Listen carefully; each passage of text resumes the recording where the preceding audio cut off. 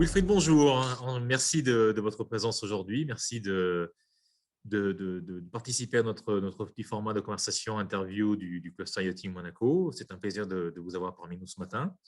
Wilfried, vous êtes le fondateur de la société EcoTank. Un petit peu plus peut-être d'informations sur vous, votre expérience, votre savoir-faire et bien sûr comment vous êtes arrivé à fonder la société, si ça ne vous dérange pas. Alors, tout d'abord, enchanté. Merci de m'accueillir ce matin aussi avec vous. Très content d'avoir été convié à cette petite interview entre nous.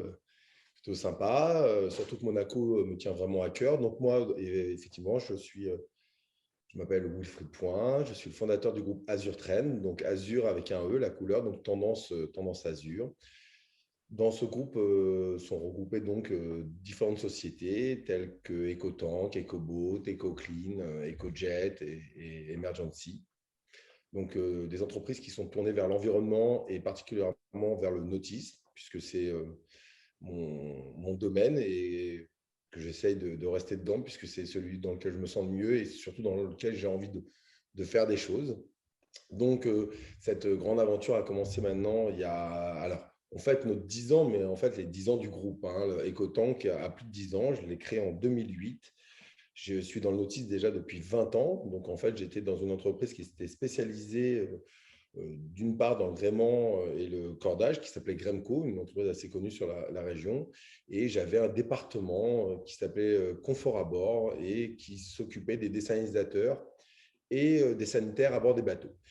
J'ai commencé mon aventure à Monaco parce qu'on avait été sollicité à l'époque par la fondation pour mettre des dessalinateurs solaires dont le port avait bénéficié d'ailleurs pendant un temps. Et on avait même été sollicité et on avait été parti dans un dispensaire donc en Afrique pour installer un dessalinisateur solaire offert par la principauté, du moins par la fondation. À Monaco. C'est comme ça que mon aventure a commencé, donc dans l'eau, plus particulièrement dans le retraitement de l'eau et tout ce qui sont les périphéries qu'on peut trouver autour de l'eau. En 2008, je me suis rendu compte qu'il y avait une problématique, une grosse problématique. La première, c'était en fait le rejet des eaux, tout d'abord les eaux usées, ce qu'on appelle les eaux noires, les eaux grises, donc les eaux de toilette, les eaux de salle de bain, les eaux de cuisine, qui étaient rejetées en fait dans les ports et le long de notre littoral. Une réglementation existait, mais il n'y avait pas de solution réelle apportée. Les seules solutions étaient des stations fixes qui étaient très peu utilisées de par le fait de leur emplacement géographique dans le port, c'est-à-dire à la station-service, où évidemment elles occupent une place et qu'elles sont difficilement accessibles. D'autre part, les plaisanciers n'ont pas forcément envie d'aller se déplacer pour vider leur cuve à eau usée, ce que je peux comprendre, le bateau étant un loisir et non une contrainte. Et il y avait sinon les camions pour les gros bateaux, puisque effectivement les camions n'ont pas accès aux petites places et aux petits quais, mais accès qu'aux très grands quais. Après, les camions engendraient aussi une pollution visuelle, sonore, olfactive. Donc voilà, surtout quand on sait que la vitrine d'un bateau, c'est l'arrière et que c'est à cet endroit-là que les guests ou l'armateur va en fait profiter le matin du petit déjeuner et qu'il n'avait pas forcément envie qu'on lui impose cette vue-là. Partant de ce constat, je me suis dit, mais pourquoi est-ce qu'on demande aux bateaux de se déplacer ou alors à des camions de venir au bateau? Et si on prenait ça d'un autre angle? Et si on faisait une embarcation, un bateau, une barge en fait, qui allait se déplacer dans le port, par le centre du port, donc un endroit qui n'est pas accessible pour les gens, qu'on ne voit pas puisqu'il est au milieu, et qui allait être discret puisque c'est un bateau avec des consommations réduites de 50% par rapport à un camion, évidemment, avec des petits moteurs de 40 chevaux qui répondent aux normes californiennes, donc des normes assez strictes, et puis avec une évolution sur de l'électrique, évidemment, et des bateaux qui allaient avoir des cuves avec des pompes électriques et non thermiques, donc pas couplées à un moteur, donc pas de besoin de laisser le moteur tourner comme sur un camion, par exemple, et qui allait être totalement discret, puisque à l'avant du bateau, on tire un tuyau, on peut se brancher, vous pouvez continuer à prendre votre petit déjeuner à bord sans être importuné. Alors ça, c'est pour les gros bateaux. L'intérêt pour les petits bateaux, c'était le fait de se dire, nous, sur les petits… Alors, ce que j'appelle les petits bateaux, pour moi, c'est un gros bateau, mais par exemple, pour Monaco, les bateaux de 10 mètres, entre 8 et 16 mètres, ne sont pas des gros bateaux. Ces bateaux-là ont aussi des cuves, des réservoirs, en fait, à bord. Et une fois qu'ils ont utilisé le week-end et qu'ils ramènent le bateau, le but, c'était de leur dire, écoutez, vous êtes la semaine à votre travail et le week-end prochain, vous allez venir, le bateau sera déjà prêt. C'est-à-dire que comme le bateau est équipé d'une cuve et que la normalisation impose d'avoir un âble sur le pont, on aura juste à se déplacer, nous, avec notre bateau durant la semaine pour vider vos cuves. Et quand vous allez revenir sur votre bateau le week-end, le bateau sera prêt et disponible pour votre loisir et non pour une contrainte d'aller vider une cuve. C'est comme ça qu'a commencé l'aventure. Alors évidemment, comme toute aventure, l'idée paraît géniale, tout le monde nous dit c'est super. Et puis bon, après, on doit faire face un petit peu à la réalité. La première, c'est une prise de conscience. Est-ce que les gens ont conscience du fait que tous les bateaux rejettent leurs eaux usées? Non, ce n'était pas du tout quelque chose de conscient. Deuxièmement, est-ce que les bateaux sont équipés pour retenir ces fameuses eaux usées? Deuxièmement, non. Les bateaux n'étaient pas équipés. La loi qui oblige les fabricants de bateaux, les constructeurs, les armateurs, à équiper leurs bateaux ou à fabriquer des bateaux avec des cuves n'existe que depuis le 1er janvier 2009. Elle n'est imposée que depuis le 1er janvier 2009 aux chantiers, aux constructeurs d'y mettre des cuves. Donc, en prenant conscience semaine par semaine de toutes ces problématiques-là, j'ai eu conscience aussi que moi, mon idée qui me paraissait incroyable, il allait falloir que je la travaille sur un côté économique, évidemment, pour pouvoir la faire vivre, et puis surtout que je la développe en trouvant un business autour de l'environnement, parce que souvent les gens parlent d'environnement et pensent que business et environnement ne vont pas ensemble, alors que c'est totalement faux. Si on ne fait pas du business avec l'environnement, il n'y aura pas d'environnement. Le monde tourne ainsi. Donc, je me suis dit, j'ai inventé un bateau qui va récupérer des eaux usées, mais ce service est trop seul et simple à bord de mon bateau. Est-ce que je ne pourrais pas développer mon bateau sur multi-services? C'est-à-dire, est-ce que je ne pourrais pas faire de mon bateau un couteau suisse, un laserman de la mer, de l'environnement, de la dépollution? Un bateau qui allait répondre à une multitude de contraintes, de problématiques, de demandes de services autour d'un seul et même bateau. Et ce bateau étant mobile, on allait pouvoir donc le déplacer rapidement sur différents ports et sur différents bateaux. J'ai décidé donc de mettre la société et le bateau en prototype, la société en sommeil et le bateau en prototype, et de développer autour de ce bateau, pendant quelques années, les différents services que j'allais pouvoir y apporter.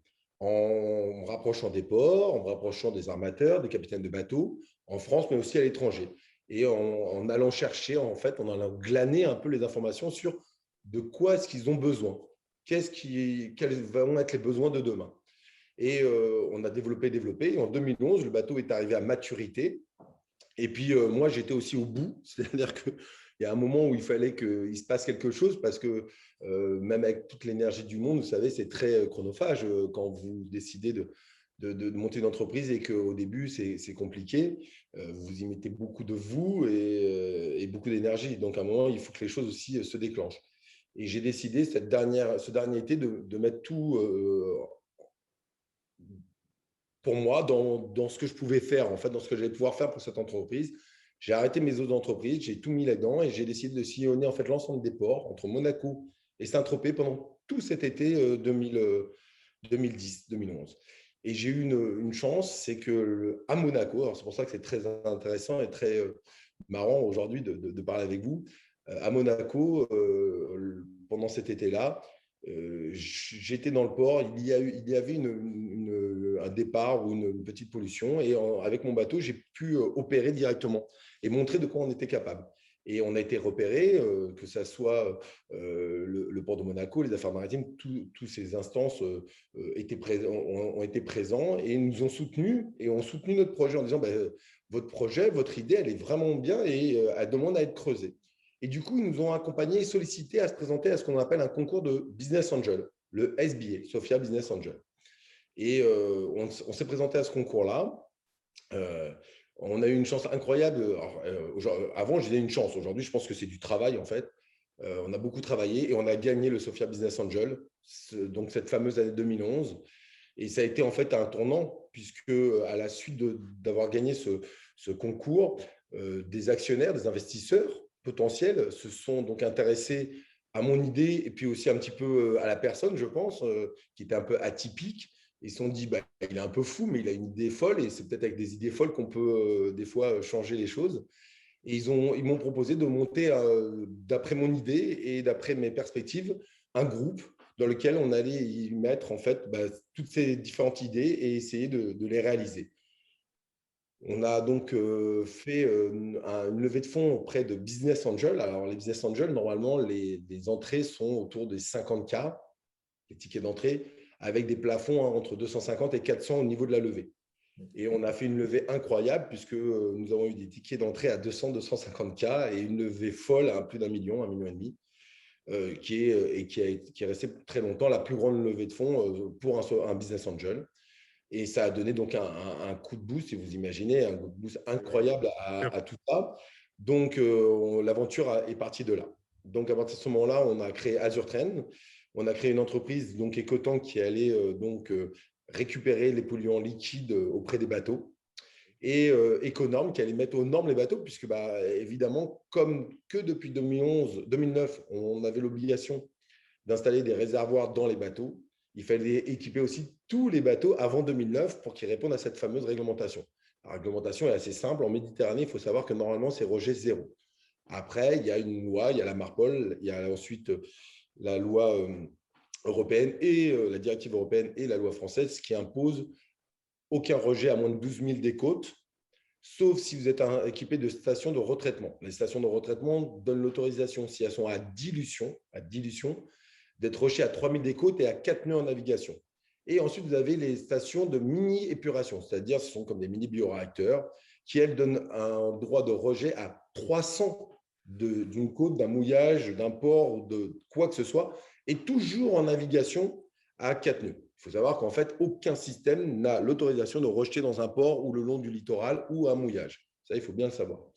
Donc, partant de ce constat-là, évidemment, notre idée était intéressante puisque nos bateaux pouvaient être opérants dans le port, mais aussi à l'extérieur du port, au niveau des zones de mouillage, puisqu'en étant totalement autonome. Cette levée m'a permis de construire donc très rapidement plusieurs bateaux, car pour que ça soit la solution et pas simplement une solution, il fallait qu'on retrouve ce service dans les différents ports. Et l'idée était de couvrir Monaco, Saint-Tropez, puisque Monaco, Nice, Cannes, Antibes, Saint-Tropez sont des ports qui rayonnent dans le monde entier. Et c'était donc forcément notre plus belle vitrine. Donc, c'est comme ça que toute l'aventure a commencé. Des ports ont été nous ont beaucoup aidés, il faut le reconnaître. Donc, Monaco, évidemment, que je recite encore et que je citerai toujours. J'ai eu aussi Cannes avec M. Don, qui a été incroyable au port de Cannes, aussi Canto, avec la mairie, qui nous ont beaucoup accompagnés. Golf, très important, un port qui nous a aussi beaucoup, beaucoup aidés. Et donc, l'aventure est partie de là. Bon, alors, évidemment, comme toute start-up, vous vous doutez bien qu'un an et demi après, l'argent, il n'y en a plus. Et les actionnaires vous demandent où est passé mon argent. Donc là, vous devez leur trouver vite des réponses parce que, comme beaucoup de startups, vous prenez la direction du dépôt de bilan. Il ne faut pas se leurrer. 70%, surtout à cette époque-là, fermait, quoi. Donc, moi, j'avais un projet, j'avais un rêve et surtout, j'avais le rêve de ne pas rêver ma vie, mais de faire de ma vie un rêve et de réaliser mes projets. Donc, je me suis donné les moyens. J'ai mis toute mon énergie, toute ma force. J'ai même fait des crédits à la consommation et j'ai réussi à passer les étapes chaque mois au bord du dépôt de bilan, mais d'avancer pas à pas et d'imposer notre idée, notre service et puis notre vision, quoi. Et puis, à partir de 2000, au bout de 3-4 ans, vous savez, c'est toujours un petit peu le delta, le cap à passer. On est arrivé à un certain équilibre, ce qui nous a permis d'entrevoir enfin la réalisation de tous nos projets, parce que nos projets à la base, c'était de franchiser. Il ne faut pas se cacher. On disait, on va lancer des bateaux sur la côte, puis ensuite, on va franchiser le concept. Alors évidemment, c'est là où je me suis trompé, c'est sur le temps, la durée entre ce que je voulais réaliser et ce que j'allais réaliser. La franchise est arrivée beaucoup, beaucoup plus tard et on en parlera. J'ai compris qu'il fallait, avant de vouloir aller conquérir le monde, il fallait déjà être fort et bon chez soi. Et qu'à partir de ce moment-là, surtout en France, on connaît un peu le système français, si j'étais capable de montrer que mon entreprise était performante en France, alors je pourrais me dire, maintenant, je peux voir plus grand. J'avais tendance souvent à dire, je voulais devenir le Microsoft de l'eau. Bon, maintenant, je veux devenir le Starship de l'eau. Je trouve ça plus sympa et plus fun, quoi. Donc, voilà, les années ont passé. On a commencé donc à équilibrer les comptes. Et puis, à partir du moment où on a basculé sur un moment où on n'équilibrait plus, mais on commençait à faire des bénéfices, j'ai adopté une ligne qui était les bénéfices, on va les diviser en trois. Un tiers pour l'humain, c'est-à-dire parce que moi, je pense que l'humain est très important aujourd'hui. Il ne faut pas croire, on avancera, on ira grâce à l'humain et non que grâce à une personne. Et qu'il faut avoir une vraie équipe. C'est l'équipe qui vous permet d'avancer. Moi, j'ai une dream team, j'ai la meilleure équipe du monde et c'est pour ça qu'on peut être les meilleurs. Ce n'est pas parce que c'est moi, mais c'est parce qu'ils sont là, eux, avec moi. Donc, on mise sur l'humain et on favorise l'humain dans son développement, au niveau des salaires, au niveau des moyens qu'on va lui donner. Ensuite, le deuxième tiers, c'est dans l'équipement. On veut faire une entreprise, on veut grandir, on veut devenir, on a des rêves fous de devenir le Starship de l'eau, alors il faut s'en donner les moyens. Donc, on va acheter de l'équipement pour grossir, pour devenir de plus en plus fort et de plus en plus gros et pouvoir répondre à de plus en plus de demandes. Et puis, le troisième tiers, c'est l'innovation, le développement. C'est très, très, très important. Il ne faut pas croire, il ne faut pas vouloir travailler pour gagner de l'argent, il faut travailler pour vouloir être le meilleur, pour être le premier.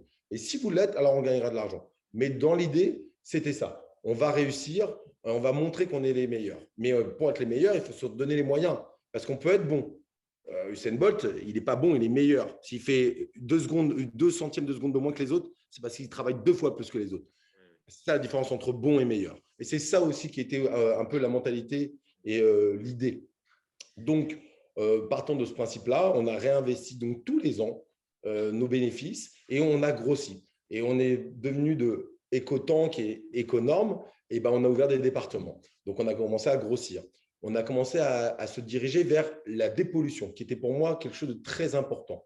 Nos bateaux, ils sont top parce qu'ils sont opérants et ils sont facilement manœuvrables sur toutes les petites et moyennes pollutions. Dans les ports, le long du littoral, entre les rochers, des bateaux qui coulent ou qui sont en avarie, on peut venir, on peut tout de suite être opérant. Et ça, c'était intéressant parce que jusqu'à présent, quand un bateau avait un incident, eh ben, on le tirait. S'il se déchirait, il allait au fond de l'eau, et puis bah, tant pis pour lui, et tant pis pour les polluants qu'il y avait à l'intérieur. Et puis, si on arrivait à le ramener jusqu'au port, eh ben, on avait pollué tout le long du remorquage. L'idée, c'était de dire non, ça aussi, on peut le changer. On peut dépolluer avant même de bouger le bateau et ne pas en faire en fait un bateau polluant, mais en faire quelque chose un bateau plutôt inerte sur sa pollution éventuelle. Donc, nos bateaux avaient cette force-là de pouvoir venir directement n'importe où le bateau était échoué, pomper l'ensemble de leurs polluants de manière à le rendre inerte à une pollution éventuelle. Et dans le port de Golfe, il y a eu un déclic. On a été appelé pour un gros bateau qui s'appelait l'Alibella, 43 mètres, avec 54 000 litres de gasoil à bord. Il venait de faire en fait le plein, l'avitaillement la veille.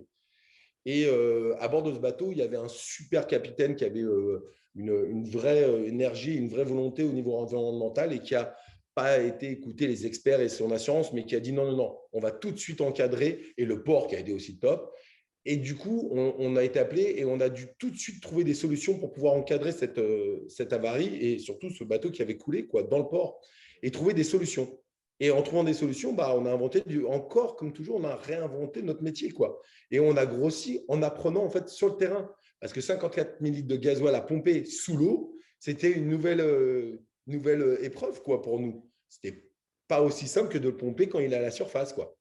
Donc voilà, c'est comme ça que en fait, notre société, notre métier a grossi. C'est comme ça qu'on a appris et qu'on est devenu de plus en plus gros. Aujourd'hui, je vais vous faire un petit saut parce que je suis passionné, comme vous pouvez le voir, et je peux parler pendant des heures et je ne vais quand même pas vous perdre. Donc aujourd'hui, c'est quoi? Aujourd'hui, on a EcoTank, donc on est spécialisé dans l'assainissement et la récupération des polluants liquides à bord des bateaux.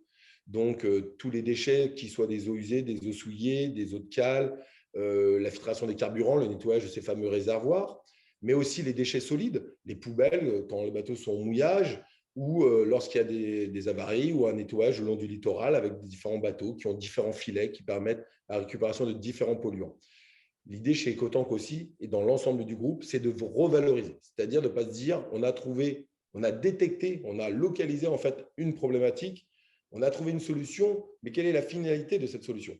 Alors, par exemple, dans les liquides, aujourd'hui, c'est de les retraiter parce qu'on ne va pas continuer à acheter des bouteilles tous les jours pour boire de l'eau et utiliser de l'eau potable pour nettoyer nos bateaux, la voirie ou les espaces verts. C'est un non-sens. Et pour demain, en plus, ce n'est pas une solution. Surtout que l'eau, demain, c'est le pétrole et l'or d'aujourd'hui. Donc, prenons ça en tête. On a aussi développé une société qui s'appelle EcoBoat, un bureau d'études dans lequel on fait la déconstruction de bateaux. Ça, c'était le début. Et puis, sur laquelle, ensuite, on s'est mis à accompagner les ports sur la formation aux pollutions. Et ça, c'est quelque chose qui nous tenait vraiment à cœur. Donc, dans la déconstruction de bateaux, on y a apporté notre savoir-faire et aussi cette éthique de dépolluons le bateau avant de le bouger. Et puis, toujours pareil, allons jusqu'au bout et revalorisons. Donc, démontons l'ensemble de ce qui est démontable de manière à pouvoir le mettre sur un marché parallèle à faible coût pour que les gens qui ont des bateaux puissent racheter du matériel d'occasion. Ça peut être n'importe quoi, le guindeau, le winch, un pare-brise. Revalorisons les déchets en eux-mêmes, tout ce qui est acier, alu, inox, et il restait la coque. Et que fait-on de la coque? Et bien, la coque, aujourd'hui, avec des groupes comme MP Industrie, qui est une entreprise dans le 13 qui retraite en fait les plastiques, et ben, on va faire du mobilier urbain. Donc, le bateau qui coulait ou qui était le bateau ventouse dans le port en fin de vie, ben, demain, c'est le banc ou le petit cheval sur lequel nos enfants vont aller s'amuser le long du port. Et ça, c'est toujours l'idée, quoi. Au sein même donc de EcoBoat, on a aussi décidé donc de développer Emergency, ceux pour lesquels les ports nous connaissent beaucoup aujourd'hui. On couvre 90% des ports du 06, 80% du 83 et on est sur la bonne lancée dans le 13 aussi. On espère le mettre partout en France. C'est quoi? C'est en fait une astreinte, c'est-à-dire que on a identifié que les ports, et puis aujourd'hui aussi les mairies, on travaille beaucoup aussi avec les mairies, avaient des vrais besoins lorsqu'il y avait des pollutions dans le port. Alors, la pollution, elle peut être petite lors d'un avitaillement, puis elle peut être plus grosse lorsqu'il y a une tempête comme la tempête Alex, ou un bateau qui brûle comme à Saint-Égulphe et qui se décroche dû au fait que les amarres aient brûlé et avec le vent se retrouve sur le quai d'en face et le feu se propage. Alors à ce moment-là, on s'est dit, qu'est-ce qu'on pourrait apporter?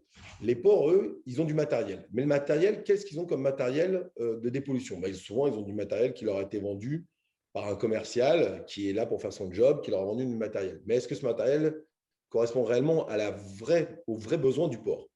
Souvent, il est un petit peu ou surdimensionné ou sous-dimensionné. OK, ça, c'est le premier constat. Le deuxième constat, c'est est-ce qu'on sait utiliser ce matériel-là? Parce que vous savez, c'est comme tout, ou du moins, on a chacun son métier. Un agent portuaire, il est débordé, je veux dire, avec tout ce qu'il doit gérer. Et ce n'est pas forcément un spécialiste de la dépollution. Donc, deuxième chose qu'on identifie, qu'est-ce qu'on pourrait faire? Donc, on va mettre une astreinte. Cette astreinte va permettre au port de pouvoir nous contacter 24 heures sur 24, 7 jours sur 7 sur un numéro vert en cas de pollution. Mais qu'est-ce qu'on peut apporter plus? Eh bien, un audit. Donc, dans l'astreinte, il y a un audit. Le port a un audit, compris 1 ou 2 audits par an. On va venir voir le matériel dont il dispose. Et on va adapter le matériel par rapport à son réel besoin. Je te donne un exemple. Les barrages à jupe sont plus compliqués à stocker et à mettre en place. Un barrage absorbant à jupe est beaucoup plus facile à stocker et à mettre en place. Favorisons le barrage absorbant. Puisque nous, en tant que task force, on viendra avec le barrage ensuite à jupe. Donc, favorisons ça. La deuxième chose, c'est apportons au port et aux agents portuaires la possibilité d'identifier très rapidement une pollution et quels sont les moyens à mettre en œuvre pour confiner cette pollution. Pas pour dépolluer, mais pour la confiner. C'est ça la différence. C'est comme entre le SAMU et le chirurgien. Moi, je suis motard. Il m'est arrivé d'avoir des accidents comme tout motard. Le SAMU, il est là pourquoi? Pour nous sauver. C'est-à-dire qu'on est là, on est par terre, sur le bord de la route, il nous prend, il nous récupère, il nous emmène en urgence à l'hôpital. Son but à lui, c'est qu'on ne meure pas entre notre accident et la salle d'op. Dans la salle d'opération, il y a un chirurgien. Et lui, il est là pour nous permettre de vivre et de revivre dans les meilleures conditions par la suite. C'est exactement la même chose. L'agent portuaire, il est là pour confiner, détecter, localiser, reconnaître une pollution, nous signaler la mesure du problème pour que nous, on mette les moyens en place, confiner le polluant. Et nous, ensuite, on vient avec les moyens qu'il faut. Si c'est une petite pollution, on vient avec des moyens adaptés. Mais aujourd'hui, ce que je disais précédemment, on a réinjecté donc nos bénéfices pour faire quoi? Aujourd'hui, on a des camions avec des grues, des camions avec des pelles, on a des bennes, on a des drones sous-marins, des drones aériens, on a plus de 20 bateaux d'intervention. On a le plus gros stock, quasiment un des plus gros stocks de matériel de dépollution du Sud. On est en parallèle avec une très gros fabricant de matériel en contact et il nous met à disposition du stock qui est disponible immédiatement, ce qui nous permet de pouvoir répondre à n'importe quel type de pollution. Un exemple, Saint-Égulphe, 18 ports qui ont brûlé, 18 bateaux qui ont brûlé, 7 bateaux qui ont coulé. On a fermé le port, on a renfloué ces bateaux, on a nettoyé les fonds parce qu'on a aussi une équipe de plongeurs. On a monté une société avec des plongeurs, Classa, parce qu'aujourd'hui, la réglementation est beaucoup plus dure qu'elle ne l'était auparavant. On a donc pu nettoyer le fond, On a pu sortir les bateaux, les mettre à l'abri parce qu'on a des terrains maintenant adaptés pour mettre ces bateaux, pour que les experts maritimes puissent venir faire leur travail, nettoyer le port et réouvrir le port. Il en va de même pour la tempête Alex. On a été à Saint-Laurent-du-Var et on a fait face à 350 mètres cubes de bois. Le port n'était plus accessible. Vous bitchez avec votre bateau sur le bois pour rentrer dedans.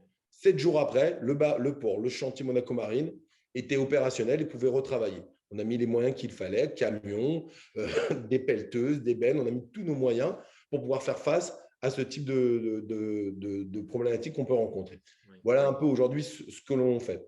Derrière ça, on a donc des sociétés très rapides. On a EcoJet où on fait le même service que pour les bateaux, mais au jet privé, car c'est en fait un peu la même clientèle. Au niveau des gros bateaux, je parle bien sûr, parce que nous, on tient aussi à être opérant avec les petits bateaux. On pense qu'en fait, il faut être aussi alerte envers les gros que les petits bateaux. Les petits bateaux, ils ne doivent pas être mis de côté. Ils sont très importants dans la vie du port, comme les pêcheurs, comme toute la vie du port, en fait. Ensuite, on a EcoClean. Ça, c'est plutôt depuis le Covid. En fait, on était déjà un peu spécialisé. On nettoyait, on désinfectait les clims et les hôtes. Avec le Covid, évidemment, on a fait face à quelque chose qu'on n'aurait jamais pu imaginer avant. Et on a tout de suite, on s'est dit, vous savez, quand il y a ce type de catastrophe qui nous tombe dessus, c'est un peu comme une guerre. Ça veut dire qu'il y a des grosses sociétés qui vont peut-être avoir du mal. Puis il y a peut-être des petites sociétés comme nous qui peuvent peut-être tirer leur épingle du jeu. Oui. Des sociétés un peu incontournables dans le futur. Alors, on n'a pas eu peur, on n'a pas eu froid aux yeux. On s'est dit, écoutez, nous, on va mettre les moyens, on va jouer le jeu. On va tout mettre, en fait, pour réussir pendant cette période-là. Et pas faire les petits bras. Pour ceux qui jouent au golf, ils comprendront. L'histoire, c'est de ne pas s'arrêter 10 cm avant le trou. Tant pis, je préfère dépasser le trou que m'arrêter juste avant le trou. C'est ça, ne pas être petit bras. C'est exactement ce qu'on a décidé. On a mis les moyens pour développer notre entreprise. Donc, on a mis en place donc un système qui permet de nettoyer l'intérieur des bateaux ou des jets entre les charters. C'est-à-dire que ça permet aux brokers de louer plus facilement leur bateau grâce à ça, puisque le bateau est déconfiné, du moins est complètement décontaminé entre les charters, avec bien sûr une méthode qui a été approuvée. On s'est rapproché de Veritas, entre autres, et d'autres. Et puis, en faisant ça, on s'est dit, mais on peut aller plus loin parce qu'on allait acheter des produits. Et pourquoi est-ce qu'on ne développerait pas des produits totalement faits pour le nautisme avec une certification Écocert qui est la plus dure, la plus stricte aujourd'hui en Europe, et apportons-le au nautisme. Et on a décidé donc toujours, dans le même principe, d'aller plus loin. On a sorti notre gamme de produits qui nous permet à nous de travailler, mais qui aujourd'hui, on la propose aussi aux bateaux. Et pourquoi est-ce qu'on n'irait toujours pas encore un peu plus loin? Les bateaux, ils sont par exemple 100 bateaux, achètent des produits, ils prennent leur voiture pour aller chez Carrefour. 100 véhicules qui se déplacent pour aller chez Carrefour, acheter des produits et acheter des bidons. Et une fois qu'il est utilisé, ce bidon, qu'est-ce qu'on en fait? On le met dans le point propre et il part en destruction. Et changeons ça. Nous, on va emmener le produit au bateau. C'est-à-dire qu'au lieu que 100 bateaux se déplacent, c'est un véhicule qui vient à ces 100 bateaux pour faire le plein de leurs produits, avec toujours le même bidon, toujours les mêmes bidons en fait. Ça, c'est ça ce qui nous paraît, nous, innovant. Et on a pu faire ça pour les gros bateaux. Qu'est-ce qu'on pourrait faire pour les petits? Je vous disais que les petits, pour moi, ils étaient importants. Et construisons une borne comme une fontaine à eau, mais sur laquelle les petits plaisanciers vont pouvoir venir faire le plein de leur récipient, c'est-à-dire de leur vaporisateur. Et ça, c'est ce qu'on lance là cet été dans les ports. Une borne connectée où vous avez vos produits, vous venez avec votre carte, vous scannez votre carte, vous mettez votre produit, le produit est identifié, le contenant est identifié et le produit est injecté directement dedans. Toujours Écocert. C'est toujours ça, le principe en fait chez nous, c'est toujours d'aller chercher quelque chose d'innovant, tout le temps, tout le temps, tout le temps. Donc voilà, là c'est EcoClean, EcoJet. Donc voilà, je vous ai parlé un petit peu des différentes sociétés. Aujourd'hui, on franchise tout ça. Donc on a lancé EcoTank Partenaire. Alors on le fait sous forme de licence. On est super content. On a fait la Martinique. On a fait 7 là. Là, on est en train de signer Nouméa. On est hyper content. En plus, je pense que ça va être sympa d'aller à Nouméa. Oui. Ça va être pas mal. Et on est en train de franchiser le concept un petit peu partout. On a ouvert aussi Paris parce qu'il y a beaucoup de demandes, il y a beaucoup de besoins. Il faut savoir qu'on travaille, en plus de travailler avec les ports et les plaisanciers, on travaille de plus en plus aussi avec les entreprises de TP. Ça a été le cas à Monaco, la Hanse du Portier. On a été pendant toute la fabrication, la construction de la Hanse du Portier, l'entreprise qui était en place pour protéger le plan d'eau. Et lorsqu'il y avait des incidents, parce que il ne faut jamais se demander est-ce qu'il y aura un incident. Il y aura forcément, c'est normal. Oui, oui, il y a toujours des imprévus. Et c'est obligé. Un jour, il y a un tube hydraulique qui claque. Vous, on ne peut pas savoir, on ne peut pas dire jamais je vais crever. Ça n'existe pas. Mais par contre, on peut dire si je crève, qu'est-ce que je peux faire? Bon, bah, c'est exactement pareil.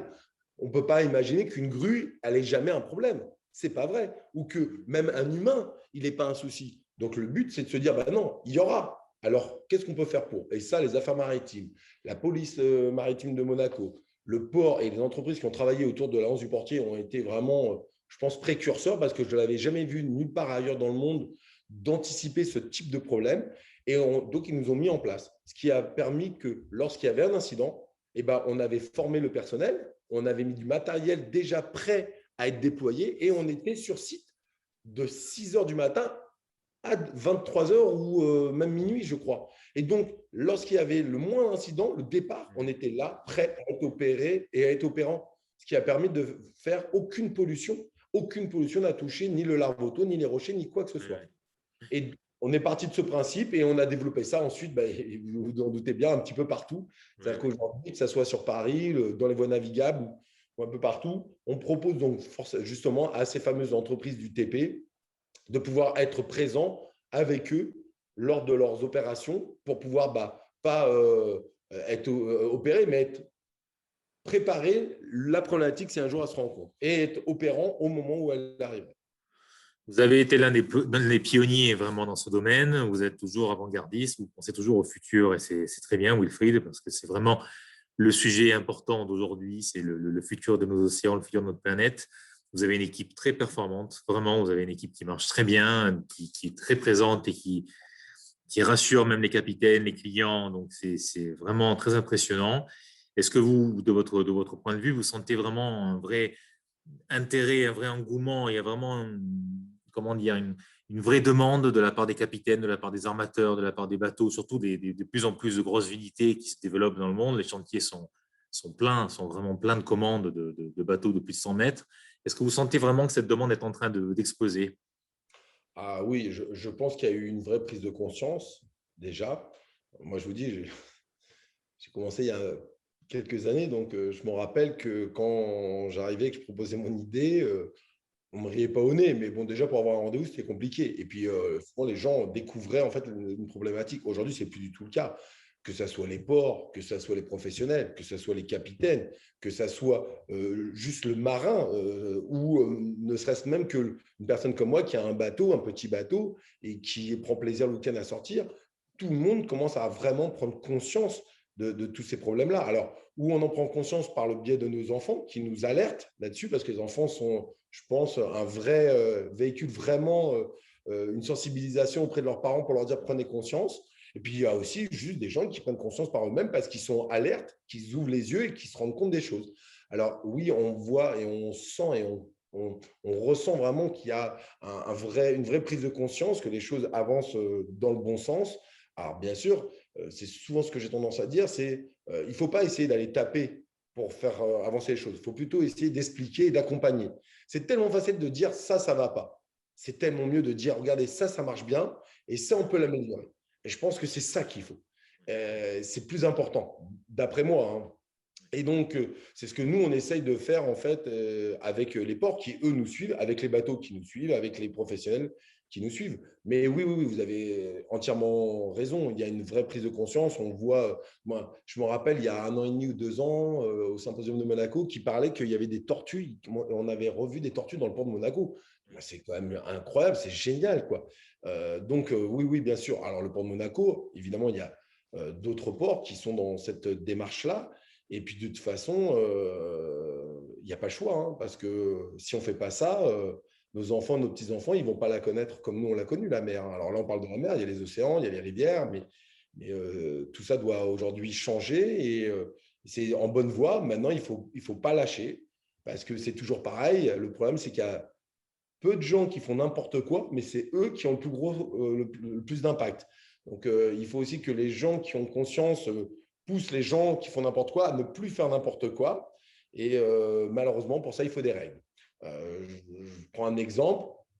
Les bateaux qui ne sortent pas du port, par exemple, en ayant vidé leur cul. Ça paraît tout bête, Alors, il y en a plein qui jamais se permettront de vider leur cuve en sortant du port. Le problème, c'est qu'il y en a toujours un qui, lui, n'a pas compris, qui pense que ça donne à manger aux poissons, hein, les eaux usées. Hein. Et on parle là des eaux usées, je pourrais parler des bijoux du reste, et qui va déverser en sortant du port. Et vous êtes sur la plage et vous allez subir ça. Alors, il faut savoir que quand on fait des analyses, on retrouve staphylocoque, herpès et tout ce qu'on peut imaginer. Les urines, par exemple, c'est vecteur et porteur de 90% des médicaments qu'on consomme, hein, sont rejetés dans l'urine, par exemple. Mais ça, on pourrait en parler des heures, hein, parce que là, on parle des eaux usées, mais on pourrait parler des déchets solides, des plastiques, Oui, des oui, masques. bien Si sûr. vous savez, nous, on a pas mal de contrats avec des mairies et des plages pour nettoyer les fonds. Mais là, en ce moment, c'est les masques. Hein. C'est-à-dire que c'est de la folie, le nombre de masques qu'on peut trouver. C'est incroyable, le nombre de masques qui sont rejetés et que les gens ne se disent pas, mais c'est 80%, voire plus, de la population qu'on retrouve en mer est liée à la terre. Hein. Il ne faut pas croire, hein. Ce n'est pas le gentil plaisancier qui s'amuse à jeter dans son eau. Lui, il a conscience de l'endroit où il est. Ça vient de plus haut de la terre, souvent, quoi. Et c'est là, il faut qu'on continue d'éduquer les gens, ça c'est sûr. Ça fait partie des sujets vraiment, vraiment importants et justement, la crise du Covid n'a pas aidé. Déjà, dans les rues, que ce soit à Monaco ou ailleurs, on peut retrouver des masques jetés par terre, ce qui est vraiment, vraiment scandaleux. Mais j'imagine même pas ce que vous pouvez retrouver au fond des océans, au fond des mers. C'est vraiment assez aberrant. Et ça, malheureusement, la mentalité des gens, on y travaille justement. On travaille beaucoup sur la formation. Le projet Monaco Capital Yachting travaille beaucoup sur la formation, sur l'information. On essaie de travailler avec les professionnels, les armateurs, tout public. Donc, on a créé plusieurs projets. Les ports sont engagés. On travaille également au développement du business, bien sûr, pour les entreprises, avec le développement du port de Vintimille, par exemple, l'extension en mer. Le Yacht Club travaille avec différents centres de formation. Il a son propre centre de formation. Donc, vraiment, c'est un projet commun de la Principauté de Monaco qui a toujours été également l'un des pionniers comme vous sur les sujets éco-responsables. Le prince est vraiment très, très porté sur cela. Et pour lui, c'est vraiment une capitale d'importance. Donc, vous faites partie de la principauté, vous êtes établi à Monaco depuis plusieurs années maintenant. Vous êtes membre du cluster depuis le début, je pense, ou pas loin. Donc, vous faites vraiment partie de ces sociétés qui veulent s'engager, qui veulent changer quelque chose. Votre avis final, et après, je ne vous prends plus de temps parce que je vous ai déjà assez pris de temps, vous le faites sur cette matinée. Votre avis final sur ce grand projet, justement, que la principauté va mettre en place et qu'elle veut développer avec, justement, la participation du cluster, le Yacht Club. Quel est votre avis général et peut-être sur quels axes insister sur cela, peut-être, à votre avis, encore une fois, pour encore plus communiquer et développer ce projet? Alors, deux points. Le premier sur celui dont vous venez de parler. Moi, je suis convaincu qu'on ne peut rien faire seul. Il faut qu'on soit plusieurs. Il y en a plus dans trois têtes que dans une, il y en a plus dans 10 que dans 5. Il faut arrêter de penser qu'on peut faire les choses seul. C'est totalement utopique. Vous parliez du cluster, vous parliez de Monaco, les affaires maritimes, le Yacht Club. Sont tous ces acteurs, moi, j'aurais rien fait. Et je ne ferais rien aujourd'hui. Il faut être très clair là-dessus. Que ça soit Monaco. Bon, alors bien sûr, il y a aussi d'autres ports que je pourrais Oui, citer oui, qui ont. bien sûr, bien sûr. Mais là, on parle de Monaco. Quand vous parlez au Yacht Club de Monaco, aujourd'hui, ils font des formations pour les marins et les capitaines à bord des bateaux sur justement les risques et les préventions. Cette ancienne stewardess, qui est toujours d'ailleurs un chef stewardess qui a développé ça, c'est quand même incroyable et c'est génial. Alors c'est génial, elle, qu'elle ait eu l'idée et qu'elle ait le courage de le faire. C'est génial que le Yacht Club aussi l'accompagne parce que c'est tellement difficile de faire les choses. Et il en va de même pour ce dont vous venez de parler. Moi, sans le cluster, sans le port de Monaco, je ne serais pas là déjà, ça c'est très clair, puisque c'est eux qui m'ont, donc comme je le disais en 2011, donné la chance de pouvoir participer à ce fameux concours. Mais c'est aussi eux qui partent aussi. Alors ça peut paraître un peu bizarre, mais leur professionnalisme, c'est-à-dire qu'ils vous demandent, c'est pas qu'ils vous demandent, ils exigent que vous soyez bon. Et c'est très important parce que en exigeant qu'on soit bon, ça nous permet de nous remettre en question et d'avancer. Parce qu'on n'a pas le droit de faire d'erreurs. Ils nous donnent la chance, mais il ne faut pas faire d'erreurs. C'est normal. On est sur un Oui, oui, port, tout à on fait, va bien sûr. dépolluer. Si je pollue, je vais à l'encontre de tout. Et moi, je pense que cette exigence qui est demandée par ces différents acteurs, elle est aussi importante parce qu'elle vous permet de vous faire avancer. Vous porter, c'est bien. Vous faire avancer, c'est des fois encore mieux. Donc, moi, je pense qu'il faut absolument qu'on continue d'aller et de tendre vers ça. Il faut qu'on travaille ensemble, il faut qu'on s'accompagne, il faut qu'on s'écoute, il faut qu'on se porte les uns les autres. Et on en a énormément besoin. Sans ça, on n'y arrivera pas. Après, le deuxième point, si vous me permettez, et je finirai là-dessus, c'est dans nous, notre philosophie, il y avait toujours, je vous dis, le système d'aller au bout des choses. Et aujourd'hui, on a eu une chance incroyable. Alors, j'en parle, c'est presque un peu prématuré, mais bon, ça y est, c'est en train de se faire. Une chance incroyable. Moi, je suis un autodidacte complet. Et aujourd'hui, on s'est mis partenaire avec l'Agence spatiale européenne par le biais en fait de leur fondation Melissa et pour en fait apporter les solutions qu'ils ont développées dans l'espace sur Terre. Ça, c'est génial. Puisque évidemment que eux développent des solutions incroyables et totalement avant-gardistes pour là-haut. Et le but, c'est maintenant de les emmener tout à chacun. Alors, on pourrait parler, par exemple, justement, je vous parlais du retraitement des eaux usées. Le but aujourd'hui, c'est que toutes les eaux qu'on récupère sur les bateaux, usées ou souillées, on puisse les retraiter et ensuite on puisse les utiliser pour les espaces verts, pour la voirie ou ne serait-ce même que pour le nettoyage de véhicules ou de bateaux. Ça serait vraiment un pas énorme en avant dans l'utilisation de l'eau. La deuxième chose, là, je vous ai parlé des liquides, c'est les solides. Je vous ai parlé précédemment de MP Industrie. Ils ont lancé un projet qui s'appelle Carbon Blue, sur lequel, en fait, on va aujourd'hui, dans les ports, mettre des réceptacles pour récupérer tout ce qui est le polyéthylène, le propylène haute densité, les capuchons, les bouchons, si vous préférez, tout ce qui est plastique un peu foncé. Et à partir de ça, on va les récupérer, donc on va les remonter chez nous. Et on va avoir en fait tout un système qui nous permet en fait de refaire de la matière première et avec des designers de lancer des gammes de produits. Alors, nous, notre spécialité, c'est le notice et notre but, c'est de le lancer dans le notice. On a donc décidé de lancer, par exemple, les filets qu'on met à la sortie des avaloirs qui aujourd'hui ont été faits en nylon, et bien, ils seront faits à partir de plastique. C'est-à-dire que le filet qui récupère les déchets va être fabriqué à partir des déchets qu'il a récupérés. Ça, c'est intéressant. On va faire, par exemple, des protections pour les ports, des protections de quais, par exemple, qui seront faites à partir de ces fameux plastiques. Voilà. Tout ça, c'est très intéressant, mais tout ça, comme je viens de le dire, on ne peut pas le faire seul. Moi, je n'invente rien. Moi, j'ai eu une idée, j'ai mis en place des bateaux, et puis ensuite, je me rapproche de gens qui, eux aussi, ont des idées. Et on met nos idées en commun avec vous, le cluster, le port, tous ces acteurs-là. Et c'est comme ça que demain, on va pouvoir faire changer les choses. Parce que c'est ça, c'est de changer les choses. Moi, j'ai un rêve, c'est de fabriquer des bateaux qui vont faire le tour de notre planète pour récupérer les débris de satellites. Comme ça, je serais vraiment devenu le Star X de l'eau. Vous avez compris? J'avoue que c'est très bien, très intéressant. Ça. Mais n'hésitez pas en tout cas. Si vous avez des beaux projets comme ça, vous voulez en parler, on sera toujours là pour vous écouter. C'est avec beaucoup de plaisir que l'on fera ces présentations.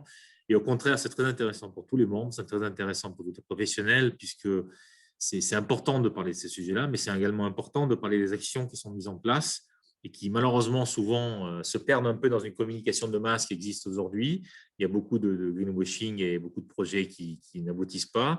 Et de voir des projets qui aboutissent et qui marchent très bien, vraiment, ça fait plaisir. Donc, merci beaucoup. Merci de votre temps. Merci de votre entretien et de toutes ces informations.